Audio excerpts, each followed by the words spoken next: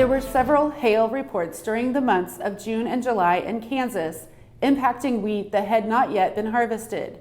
Hailed out fields required different management considerations depending on hail intensity. A hail event might affect the subsequent crop as well, especially in the case of wheat, where the hail results in many seeds that may later become volunteer wheat. Where wheat suffered hail damage after heading, volunteer wheat often emerges even before the existing field is harvested, as much as 2 to 3 weeks earlier than it normally would emerge. If volunteer wheat is not controlled throughout the summer and is infested with wheat curl mites, the mites will survive until fall and could infest newly planted wheat at that time. Wheat curl mite infestations in wheat often lead to wheat streak mosaic infections.